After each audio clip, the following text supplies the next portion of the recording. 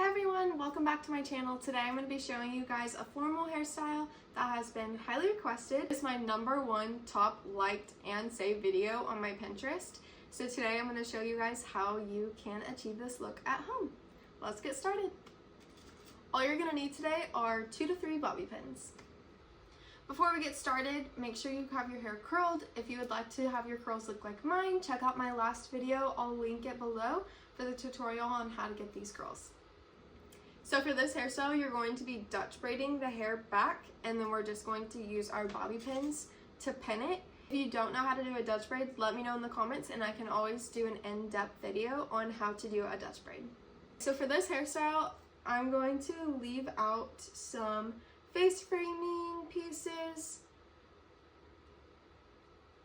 And then we're gonna start our braid up here towards the top. So we're gonna take a little section, divide that in 3, and we're gonna be doing a Dutch braid. So we're gonna take the outside one and bring it to the middle and add some hair. And to match this photo, we want our braid to come down a little bit as we wrap it around the head. So we're not gonna pull it straight back and lead it towards the top of our hair. We're gonna keep it down so that it'll gradually go back.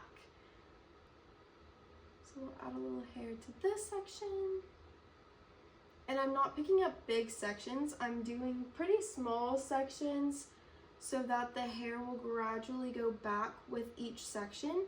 If we pick up too much hair at one time, by the time we get to the actual point of where we're picking up the hair, there won't be anything to pick up in that section because we've already added it way up here. So we try to keep sections that are small enough that they're only to where the braid is. Like I don't want to pick up like all of this to add to right here. We just want to do a little tiny section that's right here. That way the braid will have hair as we continue to move back on the head. And another tip for this hairstyle, typically when you do a Dutch braid, you're picking up all the hair as you go. But since we're leaving face framing out, we're not gonna pick up these hairs right here at the front. All of these are gonna stay out of the braid. That way our face is framed perfectly and there's not just random hairs sticking out. So when we're going and picking up hair on this side, we're gonna leave all of these hairs down. We don't wanna pick any of those up. So when I'm picking up hair to add to the braid, it's gonna be further back. So it will be a little bit smaller of a section since we're not taking it from all the way up here, and that's totally fine because we want the braid to not be right on top of our head. We want it to be set back just a little bit. Also with this braid, because we are wrapping it around the head, when we're taking these sections, we're not taking them past where our braid is going to land.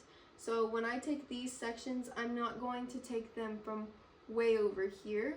I'm only gonna take this little section from right here, only from this side of the braid, because we want it to go down before it goes back. And when we take sections that are further on this side of the braid for over here, it'll raise that braid up. And we're also not pulling the braid super tight as we're going down. We're keeping it pretty loose. That way we can kind of control where that braid's gonna go. So once we get, let's see, there's the top of my ear. So once we get to about eyebrow length, that's where we're gonna kind of start to turn the braid backwards. So we're gonna stop adding hair once we get to about our eyebrow length, and we're just gonna finish off the rest of that braid. And to make it easier, you can tie off the bottom of this braid with an elastic. That way the braid won't fall apart as you're trying to pin it back, if that's easier, or if your hair kind of holds the braid well, you don't have to put an elastic in. So like when I release mine, my braid kind of still stays. So I don't typically put an elastic in, but sometimes it's helpful. That way when you're pinning, the braid's not falling apart. So before we pin it, we're gonna kind of pancake our braid a little bit and pull those hairs out just to make it look a little bit thicker. And you're gonna wanna hold the braid to where you're wanting it to go. That way when you pull the hairs, these don't stand up and create like a bump. So we're gonna hold it back as we're pulling these. And you can pancake these to your desired size. If you like your braids super big and pulled apart, you can pull as much as you want. If you like your braids to be a little bit smaller, you don't really have to pancake at all. I like mine to look a little bit fuller, so I just pancake just a little bit. Okay, and notice how I didn't pancake the bottom, because that's what we want to pin back, and the thicker it is, the harder it is to get pinned back and hidden. So I'm not doing any of the bottom section, I'm just doing the top section. Okay, so next we're gonna get our bobby pins ready. So when we put our bobby pins in, we wanna create an X. That way that hair is not gonna budge. So we're gonna put them in and create an X over the braid. So if you're wanting to match the photo, I took the braid back towards the back of the head to pin it. You don't have to take it back that far if you don't want to. You could just pin it to here if you wanted. So you'll take your braid, figure out with placement kind of where you want it to land. And so I want mine to land about here. So I'm gonna pick up that top section of hair of where I want that braid to land. I'm gonna pick it up. I'm gonna hold it with this hand and take my braid with the other. And I'm gonna place my hair to where it'll be right under where that hair will land. So throw that hair to the side and get it out of the way. Grab your first bobby pin, and you're gonna take that bobby pin, make sure it's open, and you're going to create the start of that X. When you push that bobby pin in, make sure that it's at an angle.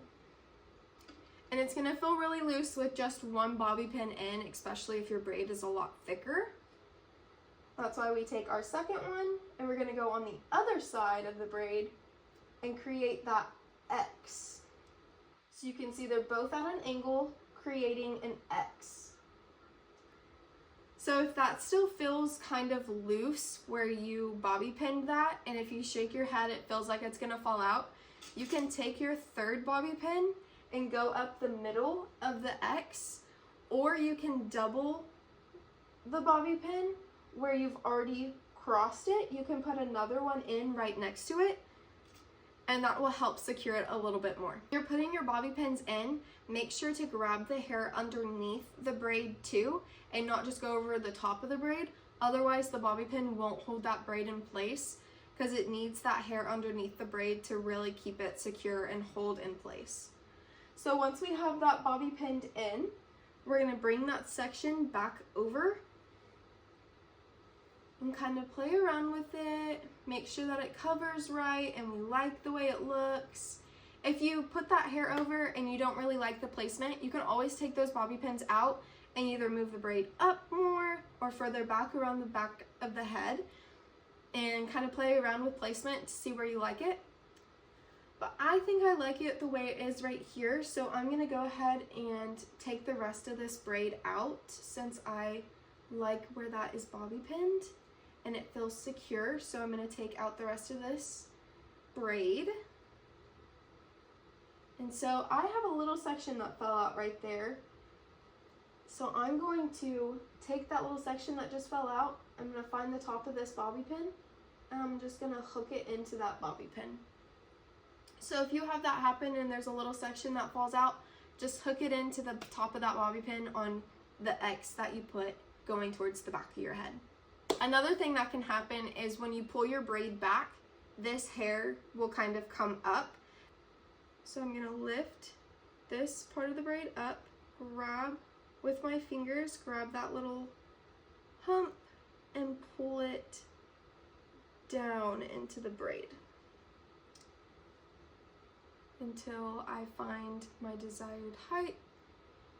So I like to have a little bit more volume on the top of my head. So if you do have that bump and you're wanting volume, you could always pull these out a little bit to make them bump up a little bit more. And that way you have more volume on the top of your head. If you're not a fan of volume, you can always just slick all of that back down. So I like to pull these to kind of my desired amount of fullness.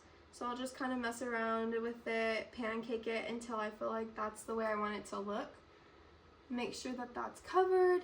So if that bump that you have, if you were to take a mirror and look behind and you don't like it the way that it's looking and it just won't stay down, you could always take an extra bobby pin. Make sure to open it really good, grab that hair and put the pin right on that and push it down. That way it will take that hump out completely. The only thing you'll want to watch out for is sometimes if you're moving a lot or flipping your hair a lot, those bobby pins might start to kind of poke through a little bit.